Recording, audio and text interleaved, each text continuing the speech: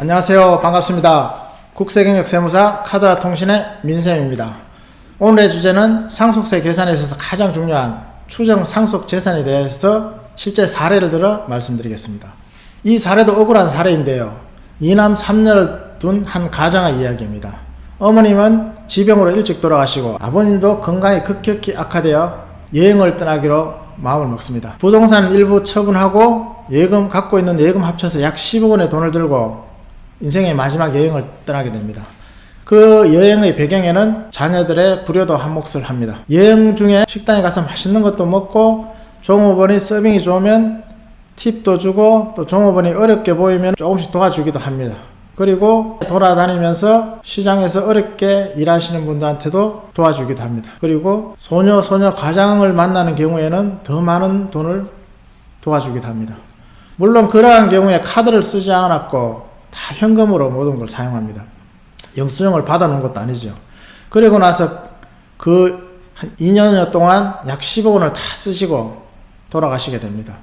얼마 있지 않아 상속인들이 상속세 계산을 위해서 상속세를 알아보기 위해서 세무사무실을 방문하게 됩니다.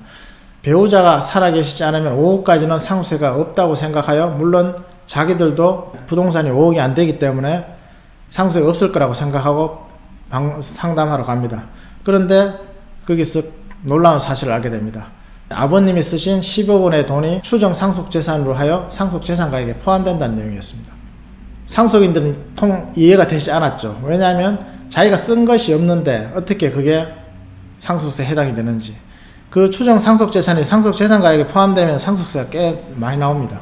그래서 이러한 추정 상속재산 규정이 있는데요. 이 규정은 1년에 2억, 2년에 5억 이상을 인출이나 처분한 경우 또는 채무를 부담하는 경우에 각 재산 종류별로 그러한 경우에는 그 사용처를 소명하지 못하면은 그 금액을 상속재산가액에 포함하도록 되어 있습니다. 그 내용이 추정 상속재산입니다. 이 규정이 왜 있냐면은 상속세를 회피하기 위해서 지금 실제 사례는 아버님이 쓰셨지만은 아버님이 쓰지 않고 자녀분들이 가져와서 쓰는데 몰래 가져와서 과세관청이 모르게 사용하는 경우가 있습니다. 그러한 경우에는 과세관청 입장에서는 구분하기가 어렵습니다. 이것을 부모님이 돌아가신 분이 쓰신 건지 자녀분이 쓰신 건지 가져간 건지 알 수가 없습니다. 그래서 추정 상속재산가액으로 사용처를 밝히지 못하면 추정 상속재산가액으로 하여 상속재산가액에 포함하게 되어 있습니다. 실제 사례가 이러한 경우에 빈번히 일어나는데요. 아버님이 노름을 하는 경우도 있습니다. 그와 같은 경우 사용처를 소명하지 못하는 경우가 많습니다. 상속재산가액에는 포함이 되겠죠. 이와 같은 경우도 있고 또 다른 사례로 빈번하게 일어나는 것이 부모님이 살아 계실 때 건강이 좋지 않으면 재산이 있으시면은 형제들 간에 싸움이 일어납니다. 그래서 먼저 증여를 받아가 부동산을 이전해 가시는 분들도 많고 현금 이체 받는 분도 있고 또한 형제지간에 몰래 증여를 받아 가시는 분도 있습니다.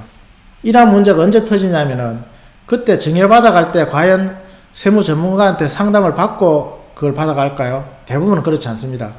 그리고 나서 돌아가시고 나서 상속세 신고하러 오시면 대부분은 일이 터져 있는 상태입니다.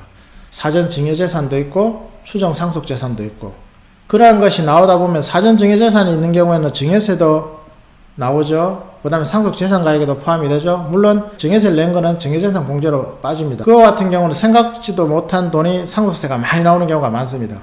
이러한 사례가 상속세 신고하다 보면 많이 나옵니다. 결론적으로 부모님이 재산이 조금 있다거나 아니면은 있으시면서 건강이 좋지 않은 경우에는 꼭 세무 전문가를 찾아가셔서 상담을 받아보시는 게 절세 효과를 누릴 수 있고 그리고 나중에 억울한 세금이 부과를 피할 수가 있습니다. 오늘의 주제는 상속세 계산에 있어서 가장 중요한 추정 상속재산에 대해서 말씀드렸습니다. 감사합니다.